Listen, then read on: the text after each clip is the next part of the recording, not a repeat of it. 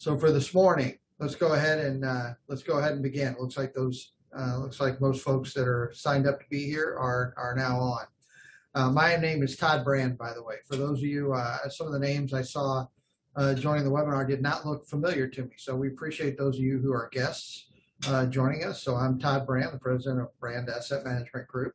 Above me on my screen, at least, is Phil Daniels, the vice president of the firm.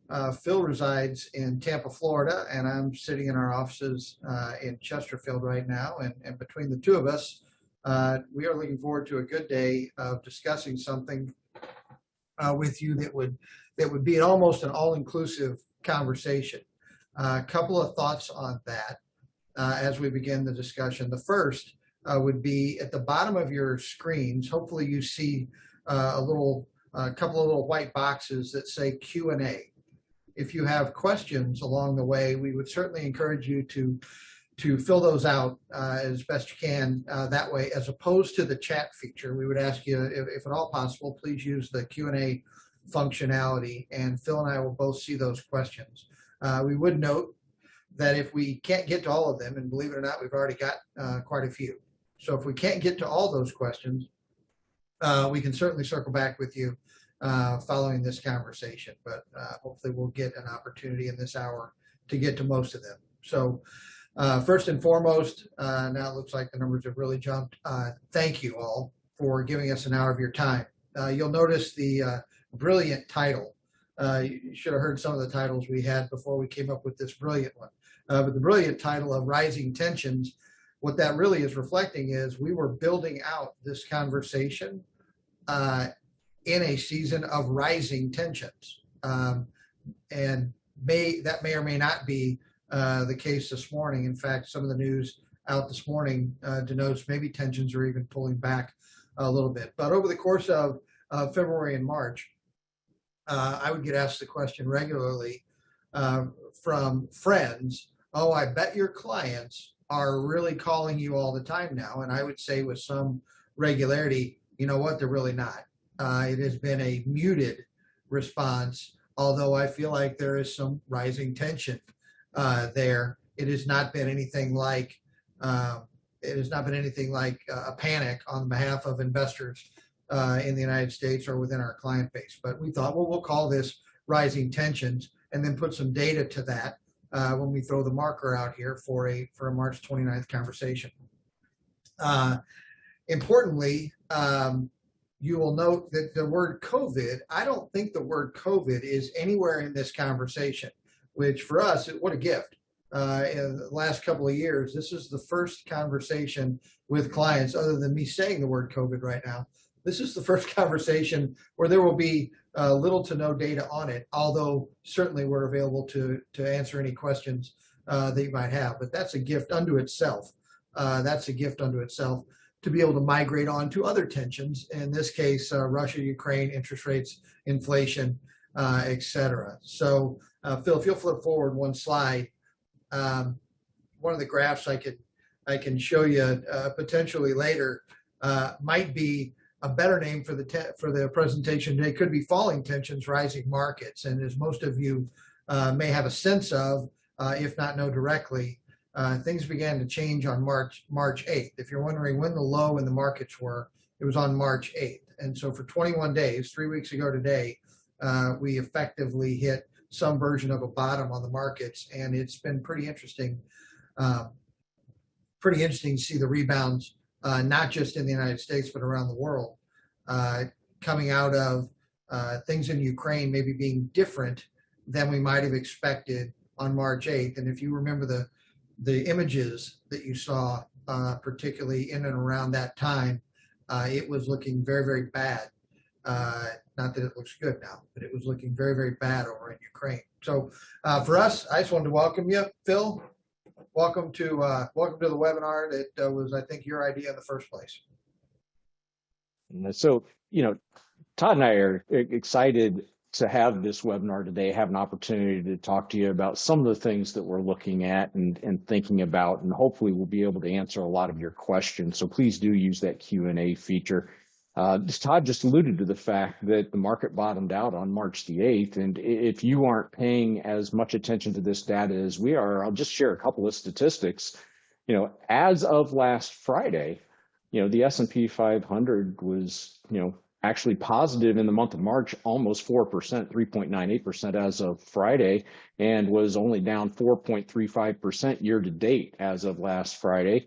And it's pretty remarkable given what we've been through. That represents a 9.02% rally from that low on March 8th that Todd was talking about. And that's why, you're looking at this page of the presentation. We started thinking about, there are a number of areas, and we'll kind of break these down segment by segment as we go through the webinar today. But there are a number of areas in which there were rising tensions that were putting pressures on the market.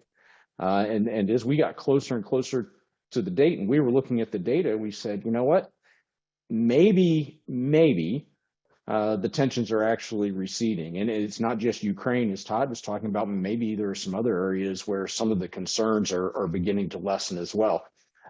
This is not a webinar where we tell you everything is hunky-dory and everything is great. We're not Pollyannish about this, and there are things to be concerned about.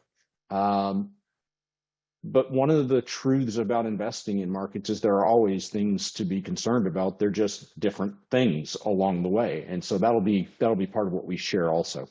So Todd, why don't we go ahead and start going into some of the details.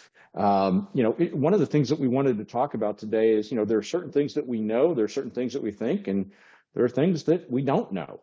And so some of the questions that are undoubtedly going to be influencing levels of anxiety and ergo market activity is, hey, is the conflict in Ukraine going to escalate, and will it turn into some kind of global war or something more significant? And, obviously, a lot of the diplomatic efforts so far have been, trying to support Ukraine in their opposition to the invasion without escalating into a full-blown NATO conflict. But to the point we made earlier, there are a lot of other things going on besides Ukraine that could be a source of tensions, or maybe things getting better. And so are the supply chain pressures that continue to be problematic, are those going to let up a little bit as we move forward? Is the global economy and the U.S. economy going to be able to avoid a recession? We don't know. When you look at what's going on in Ukraine, it invites the question about Taiwan, and is China potentially going to do something there? Or, Todd said COVID doesn't really show up here. I think we do have one or two places that we just have very brief allusions. And, are we getting to the point that COVID is transitioning from a pandemic to an endemic that we live with and has less of a direct impact on the economy, at least? Inflation is a big question. And certainly we launched into 2022 with a lot of focus on what is the Fed going to do to try to control this accelerating inflation, and what are the expectations? And of course, with, the February 24th, I think it was, invasion of Ukraine by Russia, the focus kind of shifted. And it also, in our opinion, made the Fed's job much more difficult, because there's now another economic factor in play that the Fed has to try to navigate. And, potentially could have been part of the reason that you only saw a 25 basis point, 0.25% increase at the Fed's March meeting. And then, even digital currencies, what is going on with digital currencies? And certainly as economic sanctions have been imposed on Russia, what are the implications of cryptocurrencies that maybe are a little bit harder to track? So there's a lot going on, a lot of things that can consume our attention and perhaps be a source of tension. You'll notice I might throw one or two thoughts in. Notice there are we didn't throw anything about the border in here, recognizing that the things that I believe created a lot of conversation around here in the first quarter covered geopolitical issues, covered monetary, fiscal, taxation issues, interest rates, war. And one thing that maybe I should have said in the introductory comments, Phil and I are not here to provide the answers to those question marks on this page. I think that it's fairly common it's fairly common that we hope that we have some level of clairvoyance, but it's not fairly common that we're accurate in that. And so what we do want to bring in this conversation to the table is something that seems prudent, that we believe is workable, and a way to navigate these challenges. Looking forward to a webinar with each of you maybe in 5 years where we put different pictures on the page, but there's still pictures on the page and there's still question marks associated with them. So I just want to get that on the table, that there is a way to navigate a risky world. And part of that is just our hope is to share things that are prudent and wise as opposed to exact answers. Because I'm curious, like I think all of you are, right? What's the next shoe to drop? And particularly that one in the middle. China has a material opportunity to do or to not do something based upon the outcome of what Putin and Russia are now attempting to do. And we have no idea any more than the people on the TV behind me, which I think is Squawk Box right now. They have no idea. We have no idea. But through this conversation, we hope to add some value anyway, not knowing some of those outcomes. Well said, Todd. So one of the things that we wanted to talk about just a little bit is, what does Russia's invasion of Ukraine really mean in terms of the economic sanctions? What is the economic impact? And one of the things that we pulled together here was just looking at Russia or the prior Soviet Union share of world GDP, and we went all the way back to 1820. And you can see some of the significant events in the life of the Soviet Union and Russia and how their share of global GDP increased. And of course, with the dissolution of the USSR, we're focusing just on the Russian Federation. But even from that point forward, you can see, if you're looking kind of around this point, the share of global GDP is not that significant. It's about 3%. And so, at this point, there's a tremendous impact from the particular sectors that Russia has heavy exposure to. So, for example, they're a very large provider, as you've heard on the news, of energy and also of wheat. And so there are certain segments that are more directly impacted by the different economic sanctions that have been put on the Soviet Union or Russia now at this point. But what you're seeing is a very rapid adjustment, and you're seeing Europe take steps to be able to distance their dependence on Russia for their energy needs, to even include the liquefied natural gas contract that we just signed with Europe. There's a lot of things that are changing as a result of the Russian invasion and the economic sanctions that have been put in place. The trend seems to be one where Russia's share of global GDP is likely to shrink even further. And so it's going to be an interesting scenario and could have long-term lasting effects. I heard one person comment that in the last 4 weeks, Vladimir Putin has succeeded in undoing 30 years of progress for Russia. And, as a Russian citizen, that's devastating. And the quality of life is going to be irreparably harmed for an extended period of time, most likely. But when that happens, you got to look at the impact. And I alluded to the fact that Russia does have a significant contribution to global energy markets, and you see that in commodity pricing. And we've been watching oil very closely, and certainly oil and energy prices as a byproduct of higher oil are going to be a feeding source into the inflationary pressures that we feel here and are occurring globally. This is just a chart of oil, and it is amazing to us to see how quickly oil can go from $30 or $40 a barrel all the way up to 100 and 125 plus or minus. Oil has come back down. I think yesterday it was down about 9%. Looks like it was a little lower earlier this morning, right around $100 a barrel now at this point. And so it is important to watch.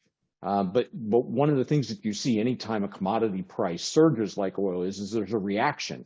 Oil producers, whether it's for geopolitical reasons or whether they're for purely economic reasons, at higher price points, oil producers are incented to do more exploration and increase production. And so that is what you're seeing. You're seeing the global energy producers try to take advantage of these $100 plus oil prices. Again, Todd made a really good point previously that we're not going to be able to provide answers to all of those questions that were listed that might be a source of tension in the current environment. But we can address some of the root causes and what they're likely to be leading to and how they might be influencing the markets. Certainly, the Fed is going to be watching oil and overall inflation numbers, as that is their primary battle, and we'll explain that in a little bit as well. In fact, the Federal Reserve did, for the first time in quite a while, increase rates at their March meeting. And not only did they increase rates, but they shared that their expectation is that they're probably going to be doing that pretty consistently on a going forward basis. There are varying views on how aggressive the Fed should be. And so what you see here is you see the Fed funds rate historically from 2000. This flat line right here was the place where we've been.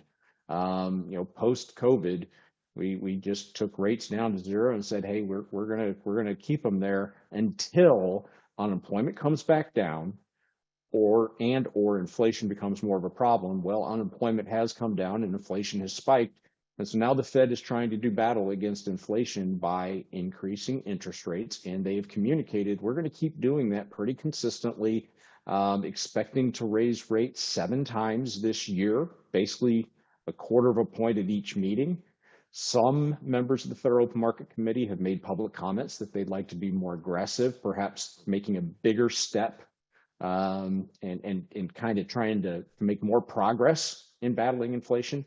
The interesting thing to us, though, is not just to see the FOMC's estimates and where they expect to be. And you'll note here that they have expectations that they're going to get to about 2.8% and kind of stay there. It's interesting, though, to look at the green dots here, which are the market expectations. And the market doesn't think we're going to quite get there. And in fact, they think in the out years, you might actually see the Fed needing to reduce rates. That would be a reaction to an economic slowdown that might occur in the out years. So, again, we don't know what's going to happen. We can just look at this is what they're currently predicting. And for any of you who don't follow Fed predictions as closely as we do, they seldom are accurate. That is their best thinking at any one point in time, but I can tell you at various points throughout the history represented by this chart, the Fed had a set of expectations that as data became known, they modified those expectations consistently. And sometimes we see a divergence between what the FOMC is expecting, what the market is expecting, and without fail, they end up reconciling at the reality somewhere in the future. So we'll be watching it. I would make the point, and this is an important point to keep in mind. While the Fed is increasing rates, the Fed is still very accommodative at the current interest rate levels. And even if they increase rates 7 times throughout the rest of the year, they still will have not yet reached an equilibrium level of interest rates. Most economists think the neutral rate will be somewhere higher than that. And so the bottom line, and that's why some of the FOMC members think they should take more decisive action and move more quickly, is because they are still stimulating an economy that's running inflation at 8% plus or minus. And the expectations are inflation might actually tick a little higher in the next couple of months. Go ahead, Todd. So if I were to participate in a webinar as a participant, the one I would be most interested in might be tied to this. And so for many of you, you know this over time. You've heard the term "don't fight the Fed," and I would love to fight the Fed. So just from a personal frame of reference, I'll give you an opinion on this. The Fed, as recently as a year ago, when we were deep in COVID, the Fed was saying, Chairman Powell was saying, you shouldn't expect rising interest rates until 2023 or 2024. So just as recently as a year ago, there was no forecast that that would be the dot plot where the Fed board governors would be saying, no, we think rates need to go up. So why are they doing it? And how does that translate to your portfolio? I want to just take a moment on that. First, inflation, if you remember, the Fed was running under 2% inflation for a long time and very frustrated that they could not get inflation to their target of 2%. So inflation did what inflation does. In fact, I would say what markets do, what a lot of things do in life. When inflation is running below your target for a significantly long time, it doesn't follow a prescription to go above it. I remember when the Federal Reserve chairman said we'd even be okay if it ran at 2.5% for a while, not just 2. We'd be willing to accept 2.5. That's why we're being so accommodative.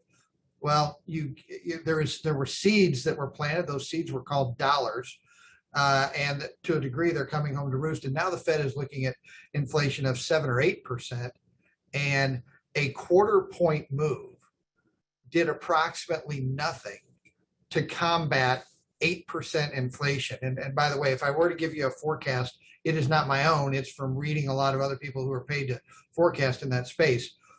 But I would suggest we're probably going to see 9% inflation before we see 7%.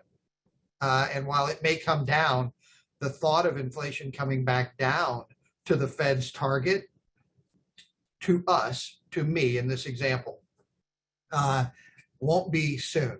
Therefore, what you noticed last year was, and in continuing into this year, from a portfolio construction standpoint, we have a short intermediate duration. We're running shorter than we would ultimately like to run long term on fixed income portfolios because rising rates hurt longer bonds more than they hurt shorter bonds.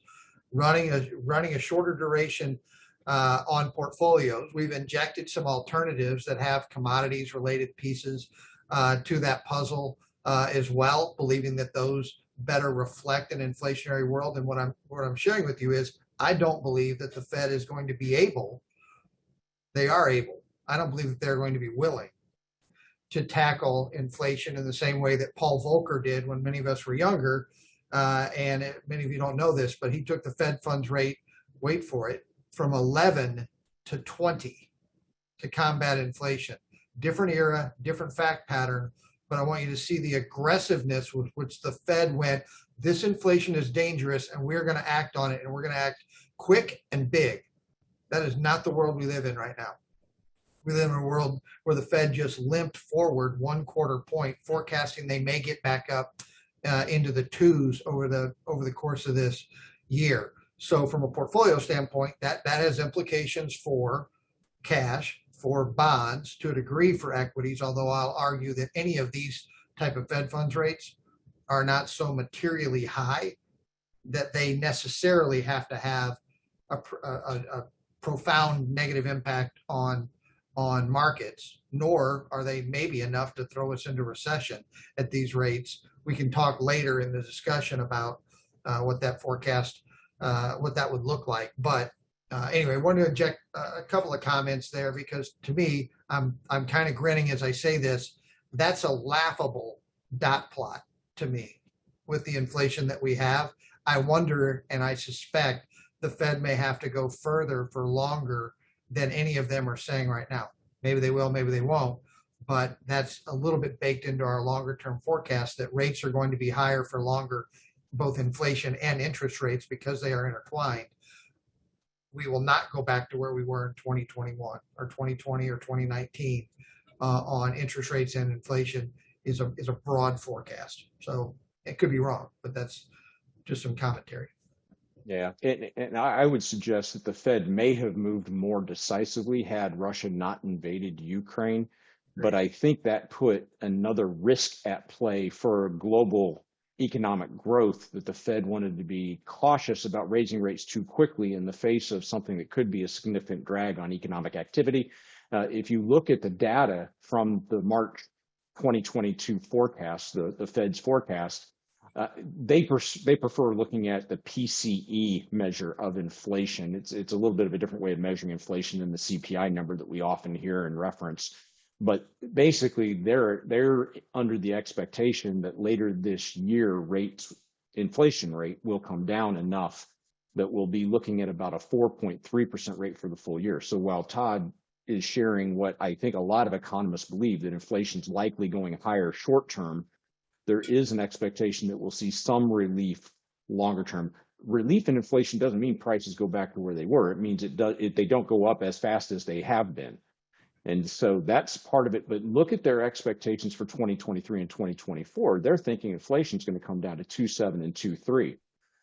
What the Fed is trying to do right now is to bring the U.S. economy in for what's referred to as a soft landing. They're trying to do something that I believe is going to be exceedingly difficult in this environment. You already have unemployment at 3.5%, and they think it's going to stay there. That's creating a very tight labor market where you're getting wage pressure that's making it harder for them to do battle against inflation, and that's something that's likely to persist. But they are still looking at an economic projection. Yeah, the U.S. economy is growing at a slower rate. There was a surge in the growth of the U.S. economy as we reopened after we shut down in response to COVID being a global pandemic. And so we had that surge, and we've made up much of what we lost. And now we're getting back to a slower trend line. But 2023 and 2024 economic growth of 2.2 and 2% respectively, they are not predicting a recession in the near term. I think they're giving themselves a lot of credit. To Todd's point, if they are unable to bring inflation down or realize that they're behind the curve, one of the concerns that a lot of economists have been raising is the Fed may have to move more emphatically to get control of inflation, something more akin to what Volcker did. And if they do, they may not be able to avoid triggering a recession.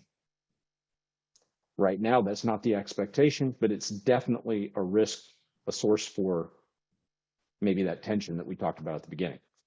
The other thing, though, to talk about is the Fed balance sheet, because the Fed did not only stimulate the economy during COVID by lowering interest rates, but they stimulated the economy by dumping trillions of dollars into the system, which some economists would argue that's the root cause of the inflationary pressure we're seeing now.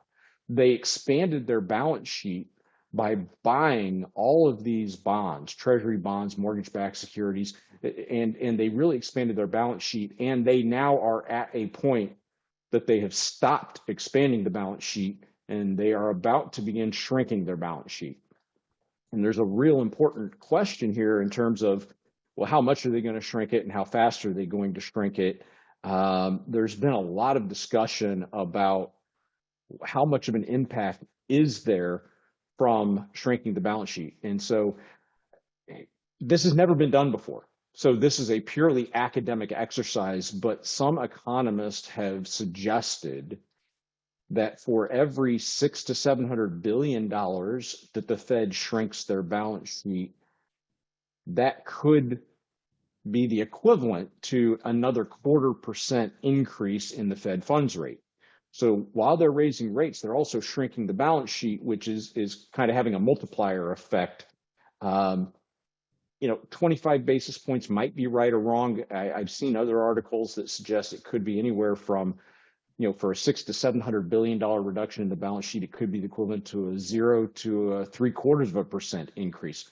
Blah, blah, blah. The expectation is that the Fed might shrink their balance sheet from around $9 trillion now to maybe around 6.5 to 7 trillion. And that might be the equivalent of 0.5% to a 1.5% increase in rates. So we've got several things going on here. I personally do believe that the increase in money supply, which was created by the expansion of the Fed balance sheet, is a significant driver of the inflationary pressure we're seeing. It's not the only driver, but it's a significant one. And I believe there could be a great impact in helping to bring down inflation if the Fed more dramatically shrinks their balance sheet. I don't know if the FOMC necessarily agrees with that view, but that's my opinion. And it'll be, I think, productive for them to shrink the balance sheet more aggressively, more quickly. So it's not just about rising rates, it's also about shrinking the balance sheet. So to Todd's very good point, if they more quickly start selling the bonds that they have, then they may not need to raise rates much more aggressively, but their own forecasts are that it's going to be a fairly measured runoff of their balance sheet. So that's another lever that they have to pull, though.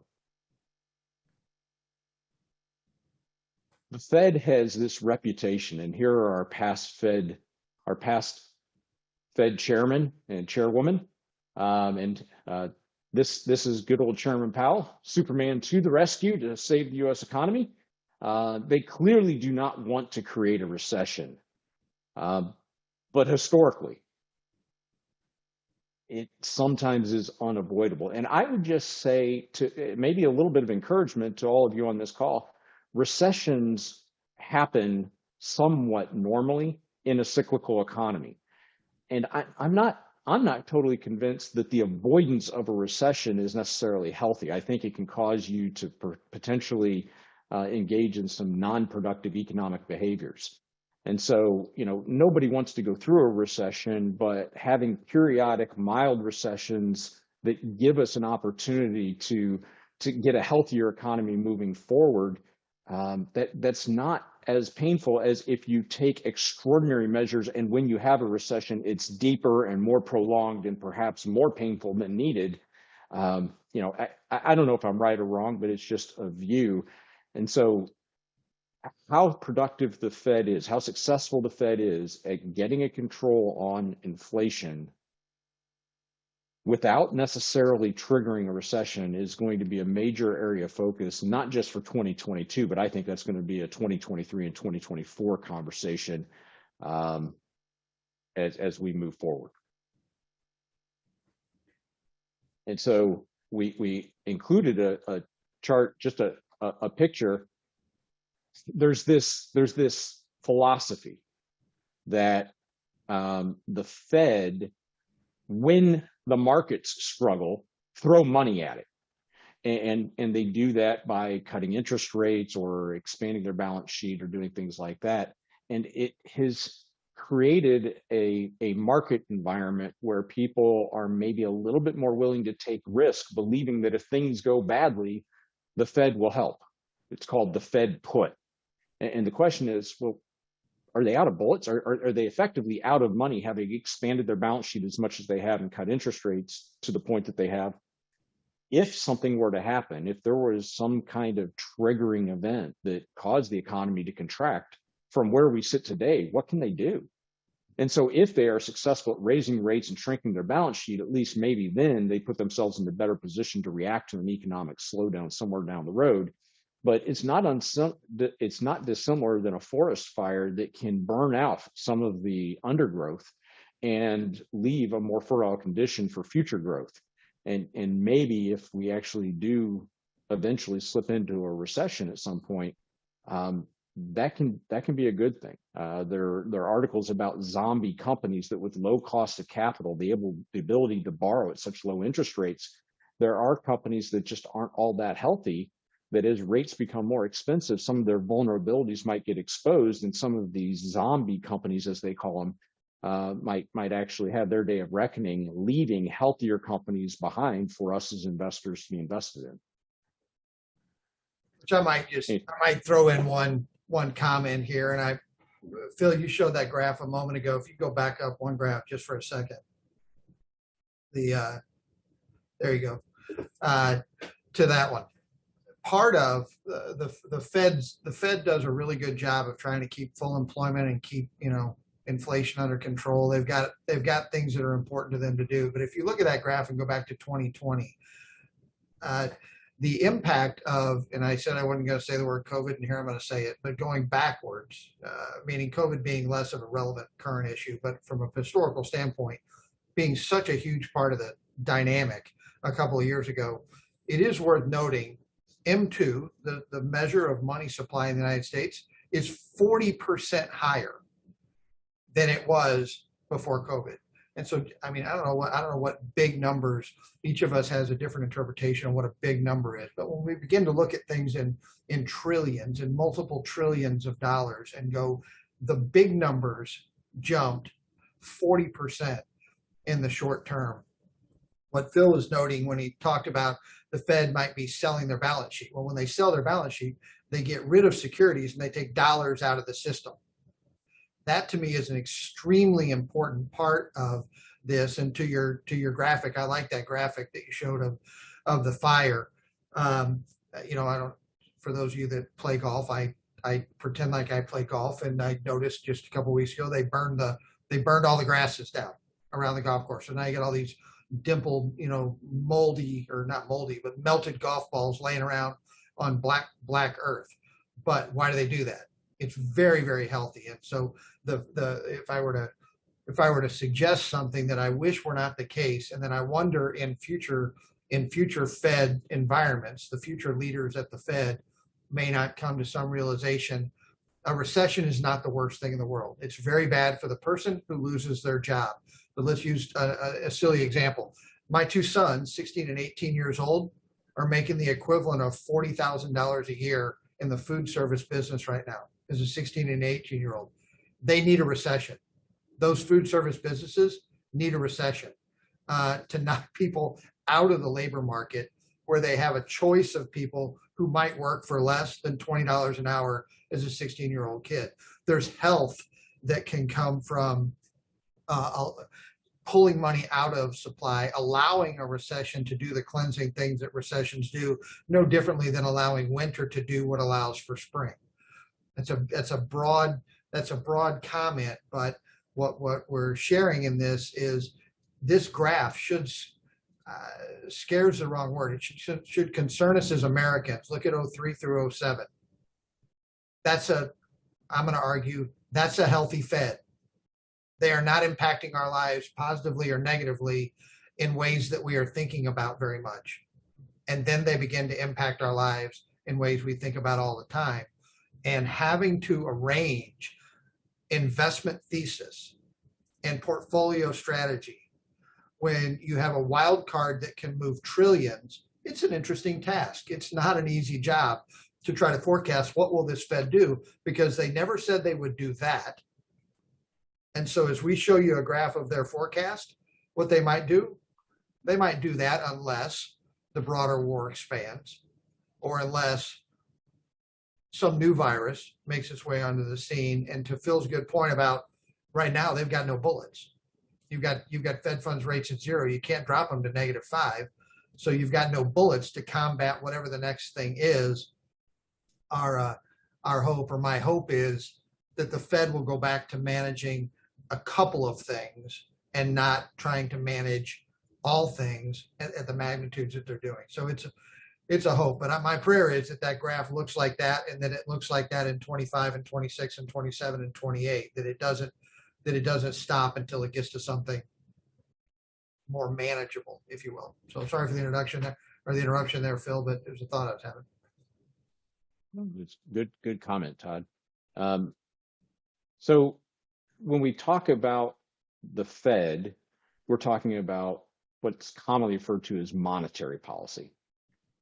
Now, when we start talking about our government and what Congress is doing, well, that's fiscal policy. And so the fiscal policy impact, this is just a chart that shows the impact of fiscal policy on GDP with a 4-quarter moving average.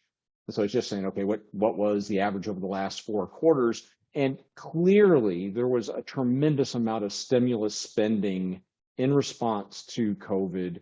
A lot of checks being mailed out to taxpayers, a lot of assistance being provided in an environment where people were not able to work. And so we're entering a phase where that's going to be significantly different. Now, when I first saw this chart, I was a little confused by it. And I said, surely we're not trying to tell people that we're going to be operating, that we're going to eliminate deficit spending. That's not what this chart says. That's not it at all. We're rest assured, we're still deficit spending right on path. Um, I don't necessarily think we need to deficit spend in all environments the way our Congress has been doing, but what we're going to see, though, is we're going to see a reduced amount of fiscal policy impact on a going forward basis. And the question is, are there new policies that are likely to be passed? And our guess would be, with midterm elections coming up, we're probably looking at less and less likelihood of any significant legislation occurring before the midterm elections. We could get a surprise somewhere in here, but I would be really surprised if significant spending packages got approved before the midterms. And then obviously after the midterms, we'll have to look and see what the complexion of Congress looks like. I think the current expectations are that you could see a change in who controls the House and the Senate, and that probably puts us back in what markets tend to prefer, which is kind of a log jam with the status quo being the most likely assumption going forward.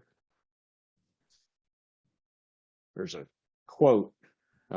Who said it's less important than what it says? What it says is, when the federal government spends more each year than it collects in tax revenue, it only has three choices. It can raise taxes, it can print money, or it can borrow money. And any of those three may benefit politicians, but they're all generally bad for the average American. So at this point, time will tell. So that's monetary policy and fiscal policy. Well, markets get to decide a little something also. And so markets get to price bonds. And so this is what's called the yield curve. It shows the current yield for treasury securities of different maturities, from very short term of 1 and 3 months all the way up to the 30-year bond. And what it shows is that yield curve has gotten very flat, and in fact has actually inverted. Inverted simply means, under normal circumstances, we would expect a longer maturity treasury bond to pay a higher interest rate because it has a longer life. But you can see that we've got the 3-year at 2.55 and the 10-year at 2.46. So we have a mild amount of inversion in the intermediate to longer part of the yield curve right now. There are reasons that could be causing that. The reason that's important is because it is a common indicator that when the yield curve inverts, a recession could follow in the next 12 to 18 months. That has happened often, not always. And some people would argue that sometimes when the yield curve is inverted, particularly mild and only in certain parts of the yield curve, that the cause of the recession had nothing to do with the yield curve inversion. It was something different. And in fact, in 2019, we saw a slight inversion of the yield curve. And then in 2020, we had a recession. Well, the recession in 2020 was caused by COVID. The yield curve inverting in 19 had nothing to do with COVID. We didn't know COVID back then. So, we need to kind of take it with a grain of salt, but it is something worth paying attention to. I think more important is, what has the 10-year Treasury done? And the fact of the matter is, there has been a sudden and dramatic spike in the 10-year Treasury yield just this year. We're up to 2.5%. We haven't been at 2.5% on the 10-year Treasury since 2019. And so it is interesting. And in fact, if you go all the way back to 2013, we've only rarely, and for a short period of time, been above 3%. So it's going to be fascinating to watch. But Todd and I were talking about this as we were preparing for this presentation, and Todd made a really good point. If you are an investor and interest rates are moving up, that's going to put downward pressure on the value of your bonds. And that's the experience that investors are having right now, particularly with those intermediate to longer term maturities, which, as Todd talked about, we have been anticipating an increase in interest rates and have positioned our client portfolios to have much shorter average maturities or duration in preparation for this. So we have positioned portfolios. We've also found other tools to utilize for volatility control within our client portfolios, so they're not as dependent upon bonds and not as sensitive to rising interest rates. And so what we had been anticipating is now finally happening, and happening with some momentum.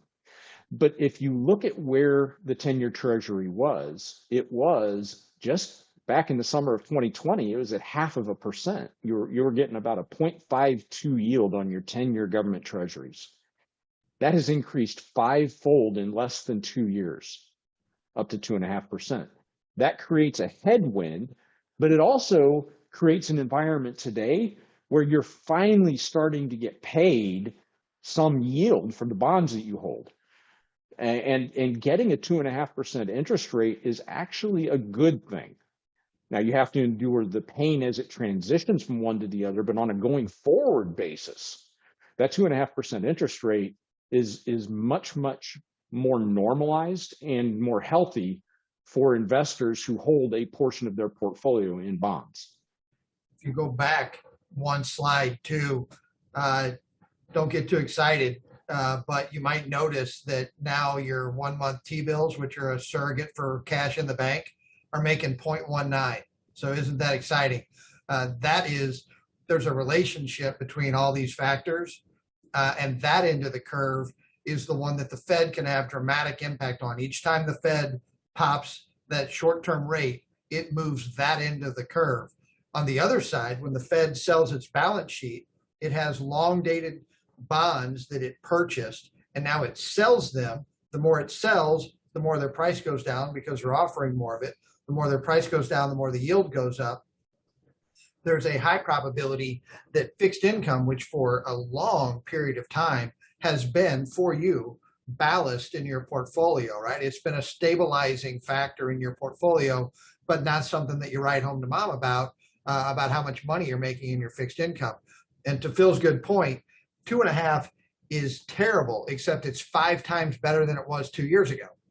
And it's terrible, right? If inflation is 7, bond yields, the Fed has to bring inflation down. They do it with rising rates on both ends of the curve, probably. Again, that's a forecast that this curve, if we look at it in 5 years, if it bears any resemblance to this curve, we're probably not fighting inflation very well 5 years from now. But if that curve has shifted up over that season, new investors in fixed income, and the reason to keep duration short, more and more you get a progressively, theoretically, better return on your fixed income. And if you'll go back to the chart you were just on, Phil, or one forward, I want to just put this into context because I think this year served as a reminder of the vagaries of this world. But let's go back to the last vagary of this world. And if you look at that chart back in early 2020, the reason that those yields were so low was because everybody wanted that. That's the security of the world. That, if you want to know what China owns 1.2 trillion of, they own our debt. They own our government fixed income. When do people buy that? They buy it when they buy it effectively nationally and globally. People buy that when they think the equity markets are terrible. What have the equity markets done since then?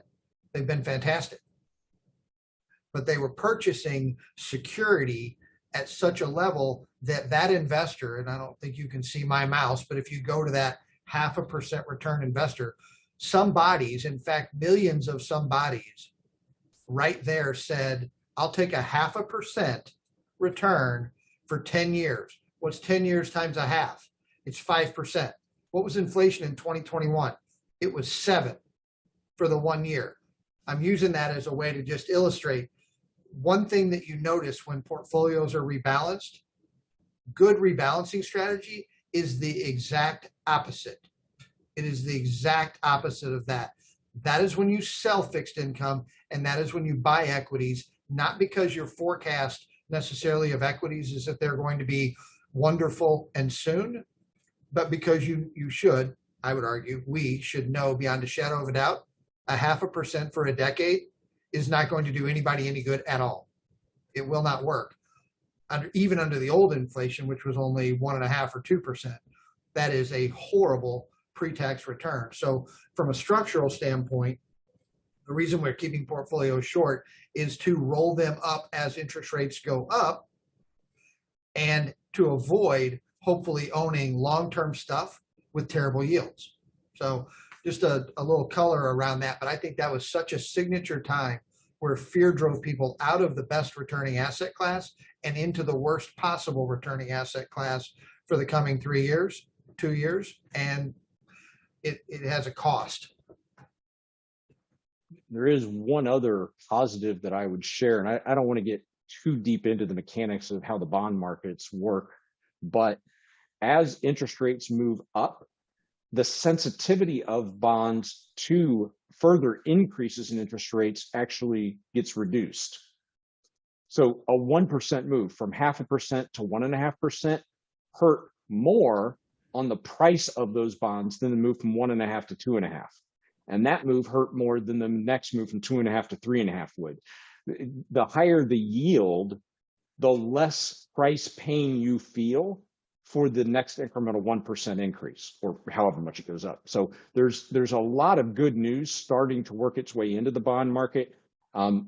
Given where inflation is and given what our expectation is for interest rates, we still think rates are trending higher and might be trending higher for the foreseeable future. So we're going to be fighting a headwind, but there is, it goes back to that forest fire picture.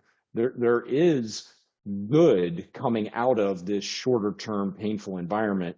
And, again, to Todd's point, these shorter durations are helping us navigate that in a more effective way.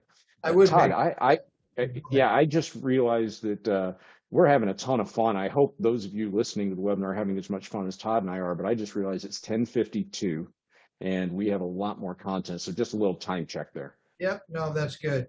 I would note this is a government bond yield, not a corporate bond. So client portfolios are not government bond only, as I think most of you know. Todd, you want to share a little bit about asset class return outlooks? I will. And this is in here for a reason you might not expect. This is Vanguard.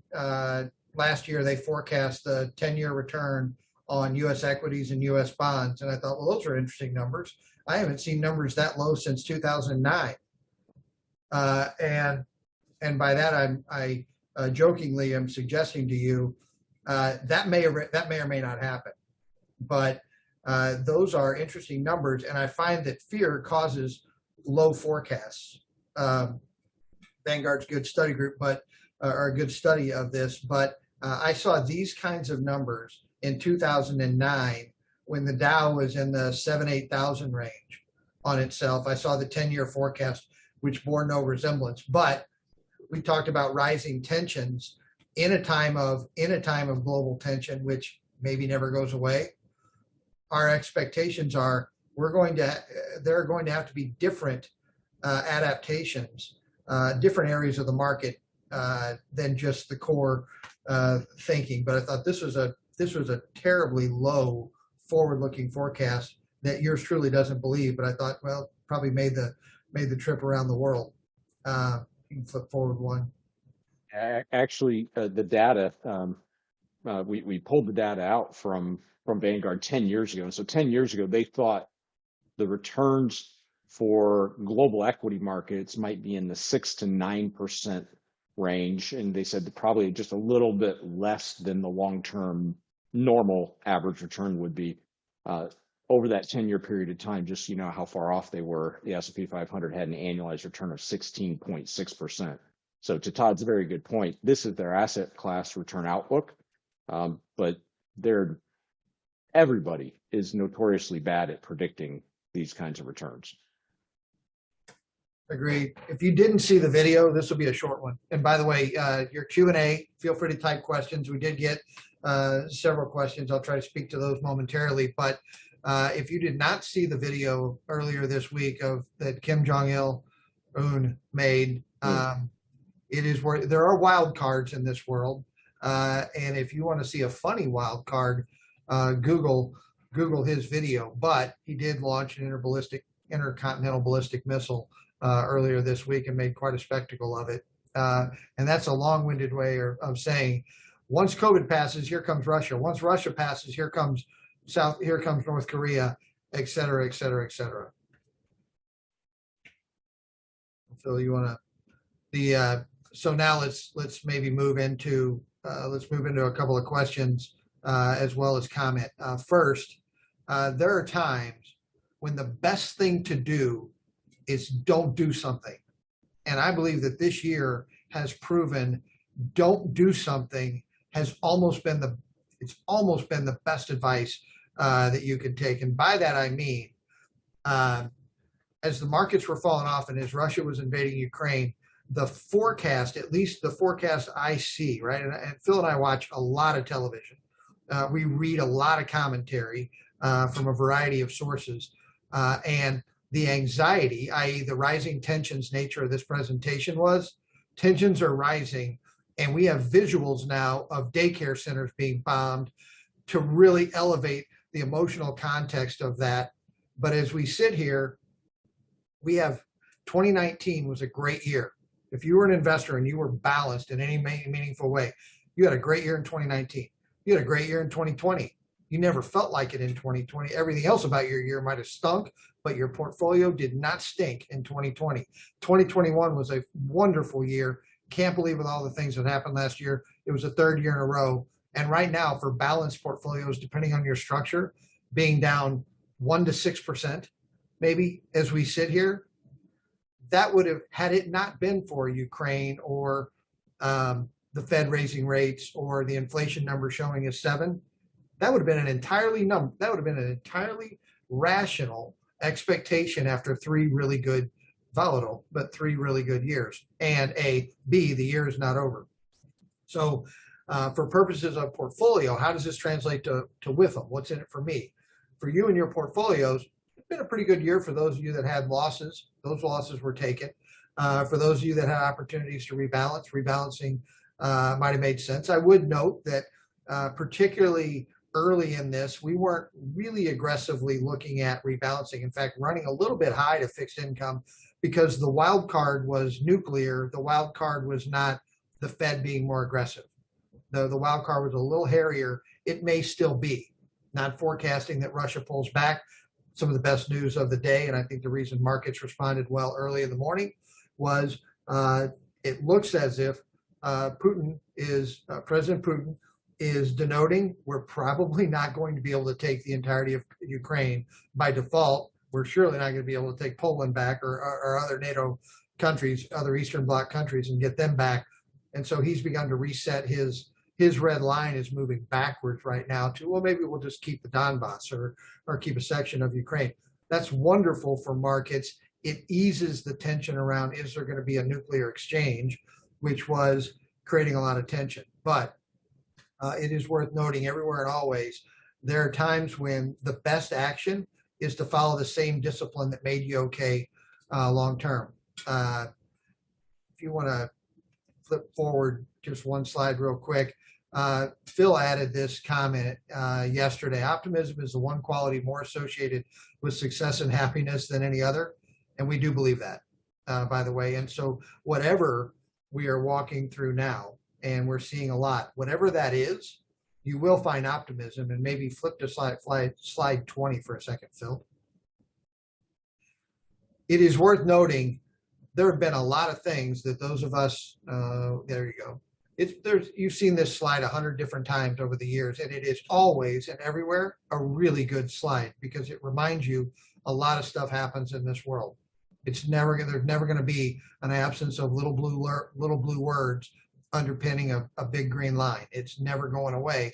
So adding the addition of discipline in the face of that, we believe will never, ever, ever hurt you.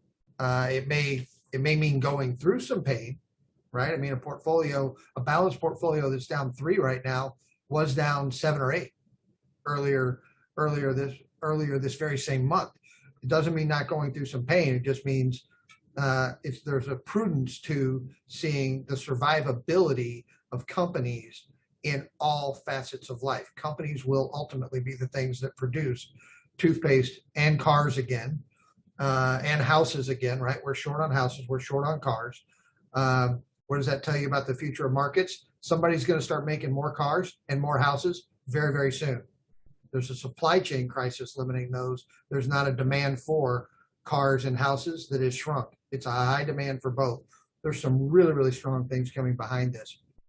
I sped up there for the sake of time. A couple of questions I thought were interesting. One was about wheat in Ukraine, and Ukraine does produce an enormous amount of wheat. Last week, I own a farm. The farm has wheat, a little bitty farm, and the state wanted me to put it in a CRP program, pay me $130 an acre to not farm. And I thought, do I really want to not farm for $130 an acre? Or do I think that the price of wheat could go back up and it might be really good because you have to sign a 10-year contract for that? Food shortages, I think, is a very real consideration globally. Now, how that hits, and we're a pretty industrious world, I do think this means a good things for America in the magnitude of things that we can produce.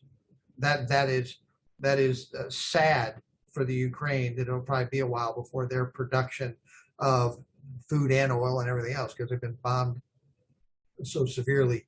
But to the comment about wheat, the other question was talk a little bit about just portfolio strategy and how do you see things differently.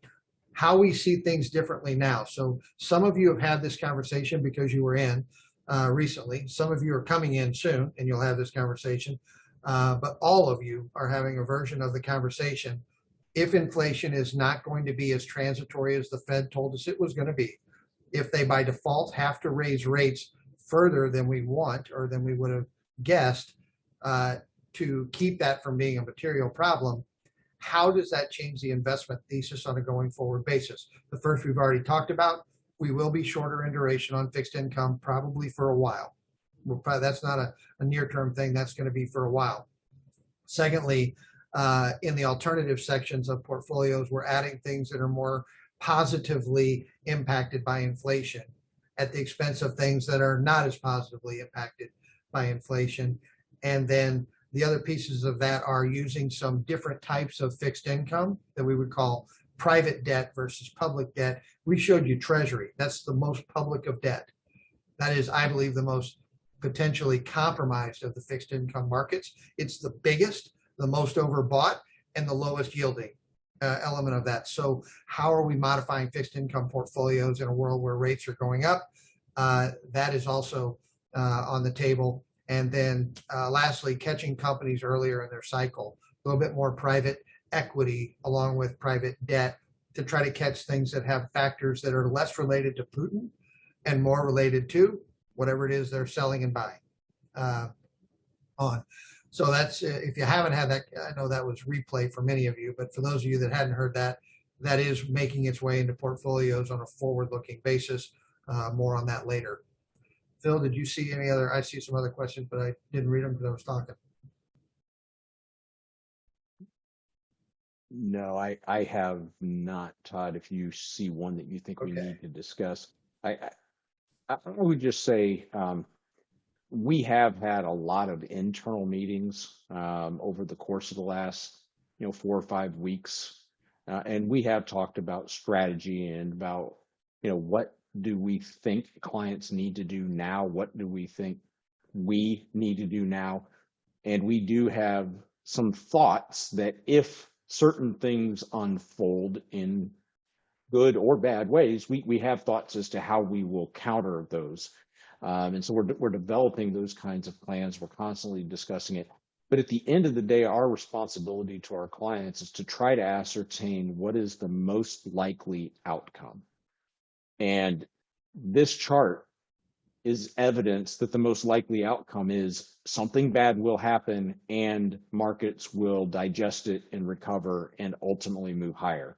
So in that environment, we would be very disciplined in the application of the structures, and the things that we think are important for clients is, one, confirm that the structure you have is still appropriate. And so when we're meeting with each of our clients in this season, we're really pressing into, are you sure that you're comfortable with the level of risk that you have in your portfolio, particularly for those of our clients who are in a very good spot and are highly likely to achieve the goals that they've articulated. If it is appropriate to take less risk, even now with, I mean, Todd made a great point. A balanced portfolio that was down 7 or 8% is now maybe down 3 or 4%. If you realize that you have more anxiety about all of these different sources of tension, please, please, please talk to us about it. It's not too late to make an adjustment, but it would be a longer term strategic adjustment. It's not because we think Vladimir Putin is going to do something extreme, I want to, for a short period of time, take measures. Because one of the key things that we wanted you to take away from this webinar specifically is that oftentimes the market will move higher, not because things are getting better, but because things are getting worse more slowly.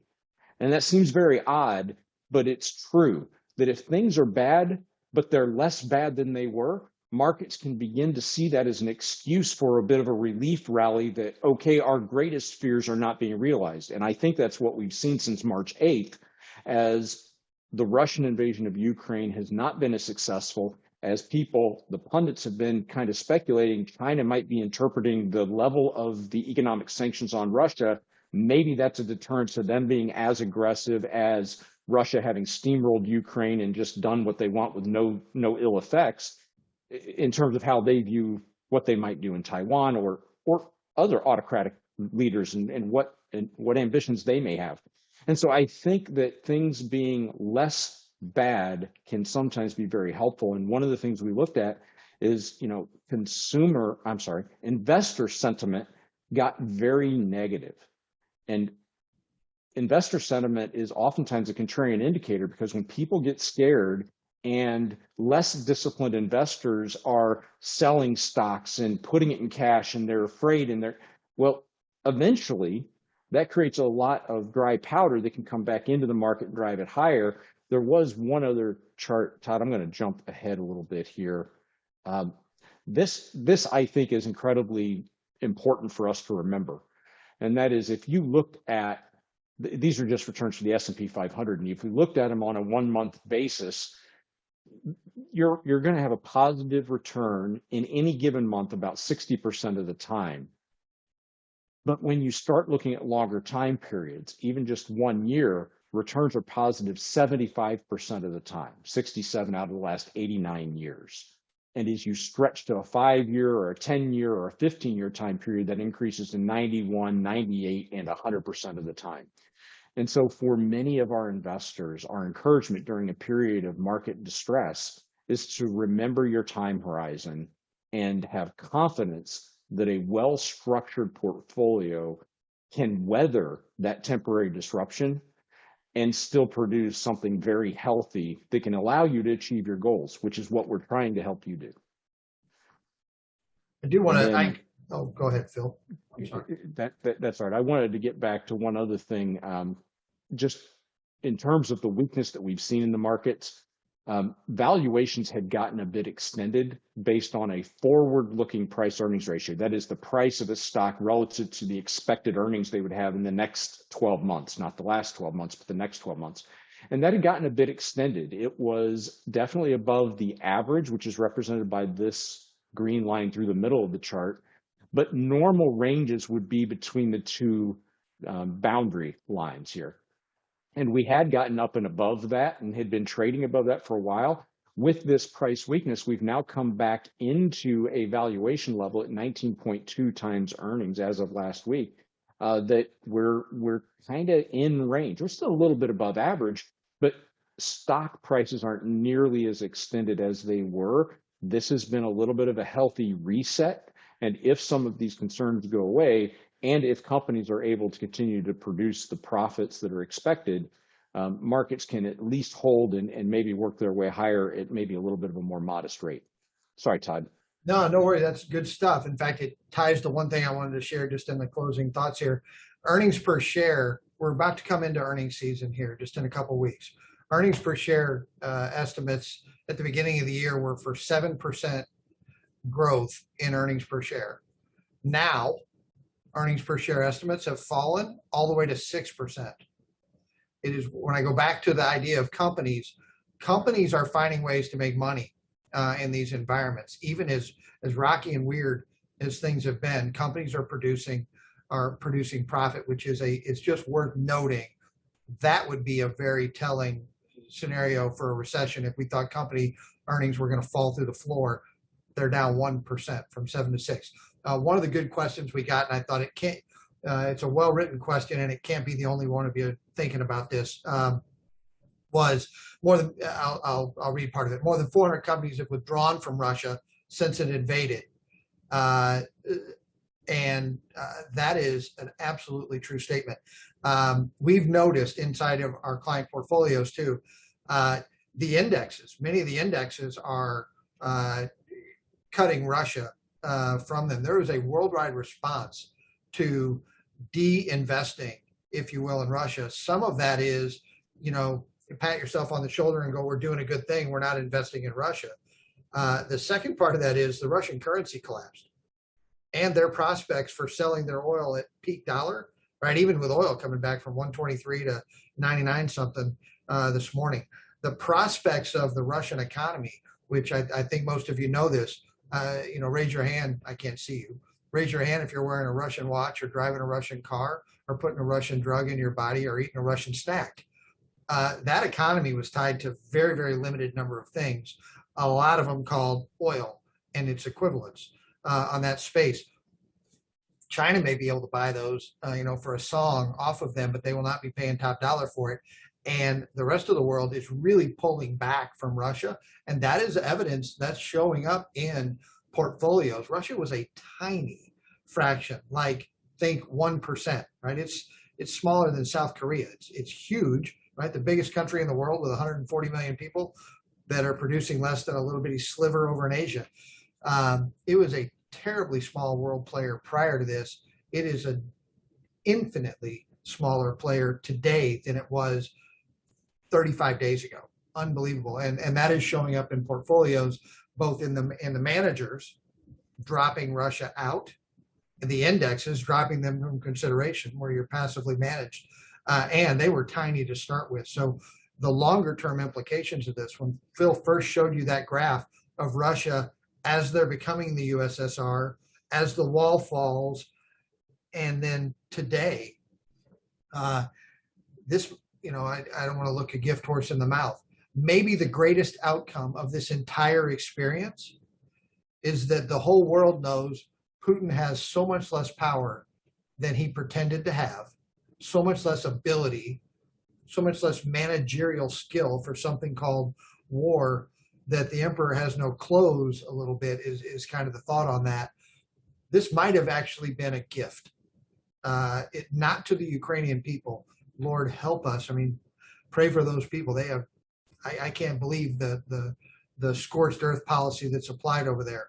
So later, I don't know that Russia has anything like the authority or the perceived authority in the world. And that could end up being a really good thing. And as investors, you should know none of you are going to notice a difference in your portfolio based on what Russia does or doesn't do economically, because they are not doing anything economically. They weren't before, and now it is just a de minimis impact on portfolios. So I thought that was a very interesting question. Yeah. And Todd, I would just come alongside that and say, World War II was about 80 years ago. And with time, our memory of horrific events fades a little bit. And I think this invasion and the brutality of how the Russian military has treated Ukrainian civilians has kind of woken the world up and has reminded the world of the brutality of war. And you've seen a response from the European Union that has brought the European Union closer together and has increased their military spend fairly dramatically. And I do believe that this is a transformational event that will have repercussions decades from now that could be very, very healthy from a geopolitical perspective, which then bears fruit.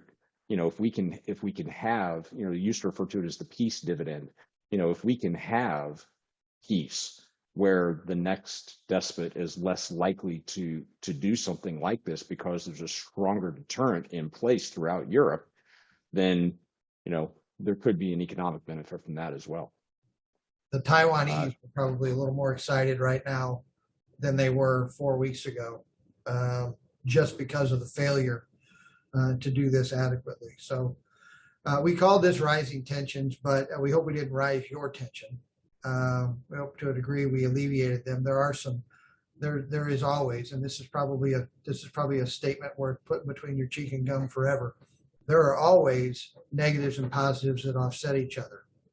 And the way you know that is there's a price. The world is priced on a unique day where half the people think it's worth a little more and half the people think it's worth a little bit less than that. And there is an equilibrium there. It's messy and it's non-linear, if you will. But right now we would say, wow, we live in a country where there are a lot of jobs. Consumer balance sheets are strong, not weak. Things are reopening. They are not closing. Earnings are strong. Valuations are reasonable. And sentiment is terrible, which is one of the best ways to know when to invest is when you feel bad.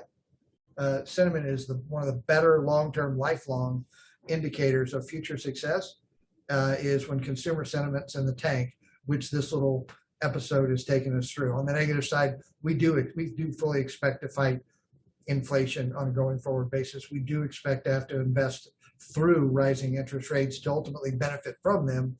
You first got to go through them, and Russia, Ukraine, and I would even add North Korea or any other geopolitical thing. There are always going to be wild cards out there. Don't stare too hard at the one wild card in front of you. When it's gone, there'll be another one. And to Phil's good point, but prudence, let prudence rule the day. We thank you so very much. I can't believe how many of you are still logged on, even though we lied to you when we said it was only an hour. The number of you that hung around for this, we're thankful for that. So if we didn't get to your unique questions, we'll try to get back to you either email or whatnot. But if we did, great. We look very forward to seeing you and on the docket for your next conversation. If it's been a little while, will be what structural changes in the portfolio are interesting and potentially useful for you on a going forward basis. So have a wonderful afternoon. Phil, thank you for your help in walking through this with folks. And we look forward to seeing each of you face to face very soon. My pleasure. It was good having you all on the webinar, and I hope you have a great rest of your day.